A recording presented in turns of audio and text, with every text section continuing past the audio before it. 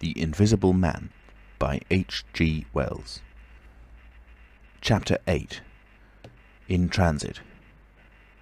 The 8th chapter is exceedingly brief, and relates that Gibbons, the amateur naturalist of the district, while lying out on the spacious open downs, without a soul within a couple of miles of him, as he thought, and almost dozing, heard close to him the sound of a man coughing, sneezing, and then swearing savagely to himself. And looking, beheld nothing. Yet the voice was indisputable. It continued to swear with that breadth and variety that distinguishes the swearing of a cultivated man. It grew to a climax, diminished again, and died away in the distance, going, as it seemed to him, in the direction of Aberdeen. It lifted to a spasmodic sneeze and ended. Gibbons had heard nothing of the morning's occurrences, but the phenomenon was so striking and disturbing that his philosophical tranquillity vanished. He got up hastily and hurried down the steepness of the hill towards the village as fast as he could go. Chapter 9. Mr. Thomas Marvel. You must picture Mr. Thomas Marvel as a person of copious, flexible visage, a nose of cylindrical protrusion, a liquorish, ample, fluctuating mouth, and a beard of bristling eccentricity. His figure inclined to embonpoint. His short limbs accentuated this inclination. He wore a furry silk hat, and the frequent substitution of twine and shoelaces for buttons, apparent at critical points of his costume, marked a man essentially bachelor. Mr. Thomas Marvel was sitting with his feet in a ditch by the roadside over the down towards Aberdeen, about a mile and a half out of Iping. His feet, save for socks of irregular open work, were bare. His big toes were broad, and pricked like the ears of a watchful dog. In a leisurely manner, he did everything in a leisurely manner, he was contemplating trying on a pair of boots. They were the soundest boots he had come across for a long time, but too large for him, whereas the ones he had were, in dry weather, a very comfortable fit, but too thin-soled for damp. Mr. Thomas Marvel hated roomy shoes, but then he hated damp. He had never properly thought out which he hated most, and it was a pleasant day, and there was nothing better to do. So he put the 4 shoes in a graceful group on the turf and looked at them. And seeing them there among the grass and springing agrimony, it suddenly occurred to him that both pairs were exceedingly ugly to see. He was not at all startled by a voice behind him. "They're boots, anyhow," said the voice. "They are charity boots," said Mr. Thomas Marvel, with his head on one side, regarding them distastefully. "And which is the ugliest pair in this whole blessed universe, I'm darned if I know." Said the voice. "I've worn worse. In fact, I've worn none. But none so audacious ugly, if you'll allow the expression. I've been cadging boots, in particular, for days, because I was sick of them. They're sound enough, of course, but a gentleman on tramp sees such a thundering lot of his boots. And if you'll believe me, I've raised in nothing in the whole blessed country as I try as I would but them. Look at them, and a good country for boots too in a general way, but it's just my promiscuous luck. I get my boots in this country 10 years or more, and they treat you like this." "It's a beast of a country," said the voice, "and pigs for people." "Ain't it?" said Mr. Thomas Marvel. "Lord, but them boots, it beats it." He turned his head over to his shoulder at the right, to look at the boots of his interlocutor with a view to comparisons, and lo, where the boots of his interlocutor should have been were neither legs nor boots. He was irradiated by the dawn of a great amazement. "Where are you?" said Mr. Thomas Marvel, over his shoulder and coming on all fours. He saw a stretch of empty downs, with the wind swaying, and remote green-pointed furze bushes. "Am I drunk?" said Mr. Marvel. "Have I had visions? Was I talking to myself? What the—" "Don't be alarmed," said a voice. "None of your ventriloquizing me," said Mr. Thomas Marvel, rising sharply to his feet. "Where are you? Alarmed, indeed." "Don't be alarmed," repeated the voice. "You'll be alarmed in a minute, you silly fool," said Mr. Thomas Marvel. "Where are ye? Let me get my mark on you." "Are ye buried?" said Mr. Thomas Marvel after an interval. There was no answer. Mr. Thomas Marvel stood bootless and amazed, his jacket nearly thrown off. "Peewit," said a peewit very remote. "Peewit, indeed," said Mr. Thomas Marvel. "This ain't no time for foolery." The down was desolate, east and west, north and south. The road with its shallow ditches and white bordering stakes ran smooth and empty north and south, and, save for that peewit, the blue sky was empty too. "So help me," said Mr. Thomas Marvel, shuffling his coat onto his shoulders again. "It's the drink. I might have known." "It's not the drink," said the voice. "You keep your nerves steady." "Ow," said Mr. Marvel, and his face grew white amidst its patches. "It's the drink," his lips repeated noiselessly. He remained staring about him, rotating slowly backwards. "I could have swore I heard a voice," he whispered. "Of course you did." "It's there again," said Mr. Marvel, closing his eyes and clasping his hand on his brow with a tragic gesture. He was suddenly taken by the collar and shaken violently, and left more dazed than ever. "Don't be a fool," said the voice. "I'm off my bloomin' chump," said Mr. Marvel. "It's no good. It's fretting about them blasted boots. I'm off my blessed bloomin' chump. Or it's spirits." "Neither one thing nor the other," said the voice. "Listen." "Chump," said Mr. Marvel. "1 minute," said the voice penetratingly, tremulous with self-control. "Well?" said Mr. Thomas Marvel, with a strange feeling of having been dug in the chest by a finger. "You think I'm just imagination? Just imagination?" "What else can you be?" said Mr. Thomas Marvel, rubbing the back of his neck. "Very well," said the voice, in a tone of relief. "Then I'm going to throw flints at you until you think differently." "But what are you?" The voice made no answer. Whiz came a flint, apparently out of the air, and missed Mr. Marvel's shoulder by a hair's breadth. Mr. Marvel, turning, saw a flint jerk up into the air, trace a complicated path, hang for a moment, then fling at his feet with almost invisible rapidity. He was too amazed to dodge. Whiz it came and ricocheted from a bare toe into the ditch. Mr. Thomas Marvel jumped a foot and howled aloud.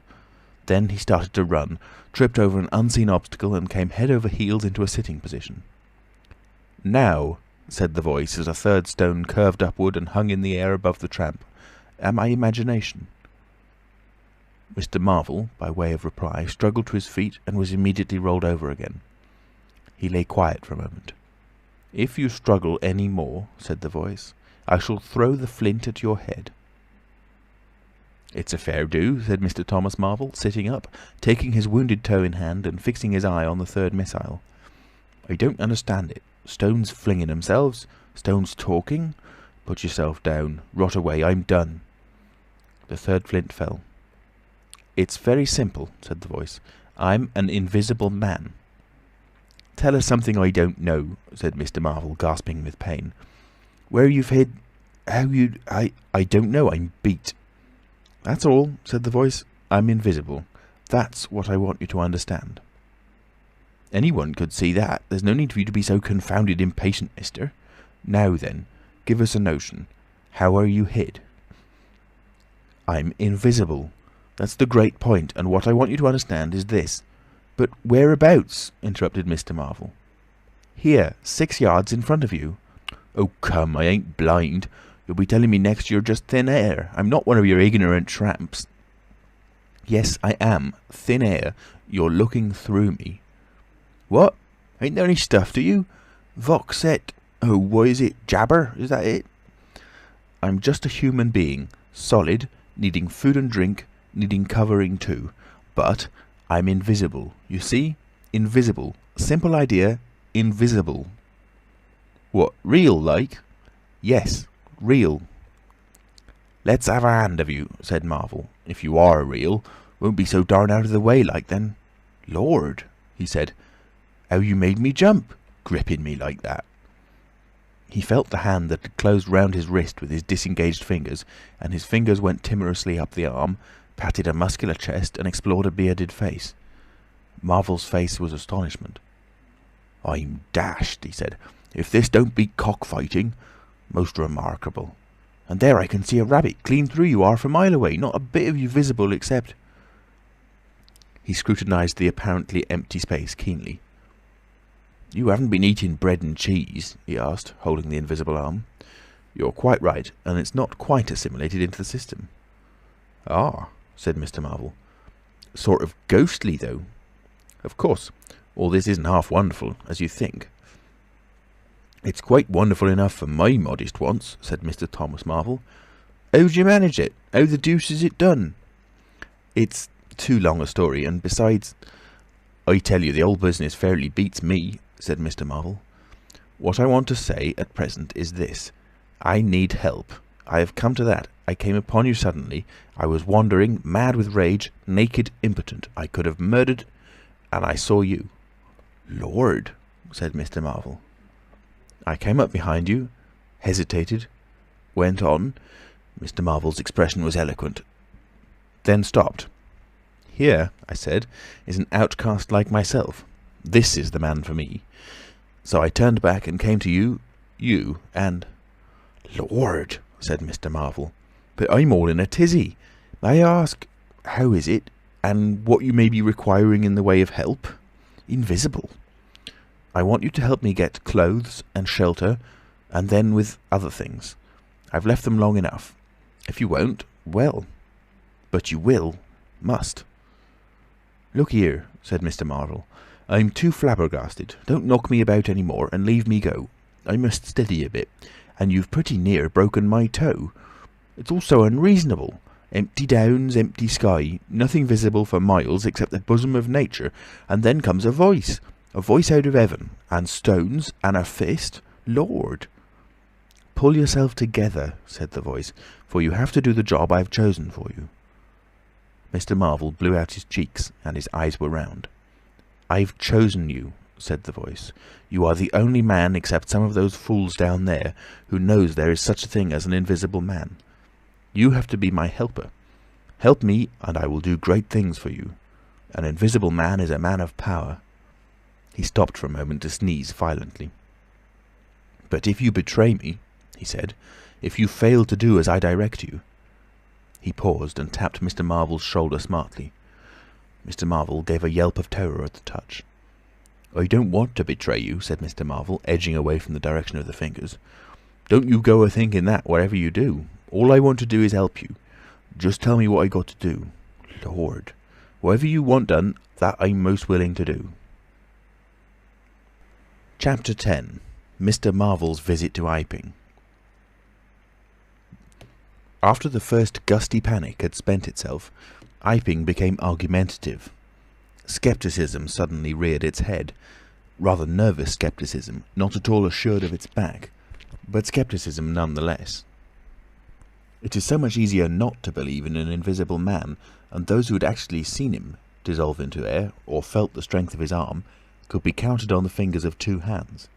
And of those witnesses, Mr. Wadgers was presently missing, having retired impregnably behind the bolts and bars of his own house, and Jaffers was lying stunned in the parlour of the Coach and Horses. Great and strange ideas transcending experience often have less effect upon men and women than smaller, more tangible considerations. Iping was gay with bunting, and everybody was in gala dress. Whit Monday had been looked forward to for a month or more. By the afternoon, even those who believed in the unseen were beginning to resume their little amusements in a tentative fashion, and on the supposition that he had gone quite away, and with the sceptics he was already a jest. But people, sceptics and believers alike, were remarkably sociable all that day.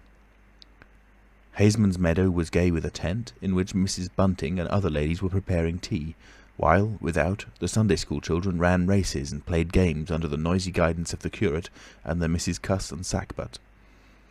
No doubt there was a slight uneasiness in the air, but people for the most part had the sense to conceal whatever imaginative qualms they experienced. On the village green, an inclined string, down which, clinging the while to a pulley-swung handle, one could be hurled violently against a sack at the other end, came in for considerable favour among the adolescent, as also did the swings and the cocoanut shies. There was also promenading, and the steam organ attached to a small roundabout filled the air with a pungent flavour of oil and with equally pungent music. Members of the club, who had attended church in the morning, were splendid in badges of pink and green, and some of the gayer-minded had adorned their bowler hats with brilliant-coloured flowers of ribbon. Old Fletcher, whose conceptions of holiday-making were severe, was visible through the jasmine about his window or through the open door, whichever way you chose to look, poised delicately on a plank supported on two chairs, and whitewashing the ceiling of his front room. About 4 o'clock, a stranger entered the village from the direction of the Downs. He was a short, stout person in an extraordinarily shabby top hat, and he appeared to be very much out of breath. His cheeks were alternately limp and tightly puffed.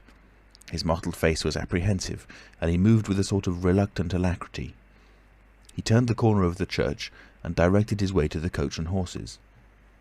Among others, old Fletcher remembers seeing him, and indeed the old gentleman was so struck by his peculiar agitation that he inadvertently allowed a quantity of whitewash to run down the brush into the sleeve of his coat whilst regarding him.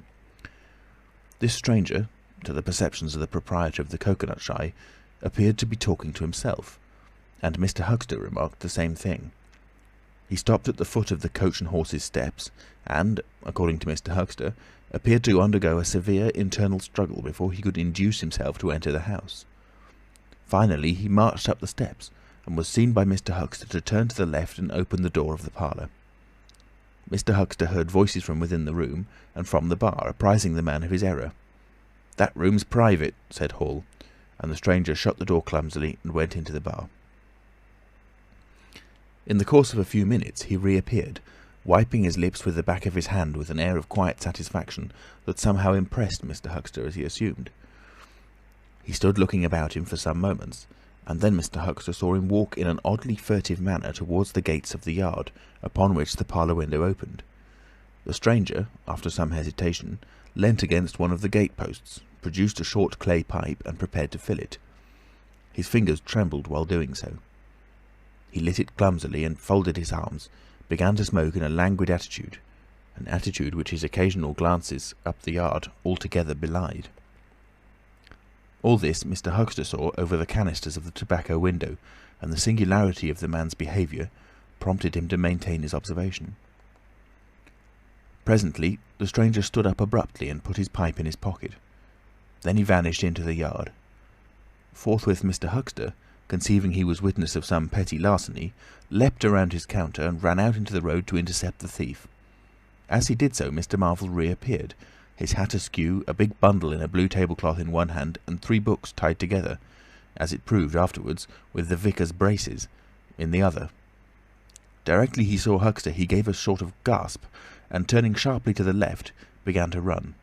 "Stop, thief!" cried Huxter, and set off after him. Mr. Huxter's sensations were vivid but brief.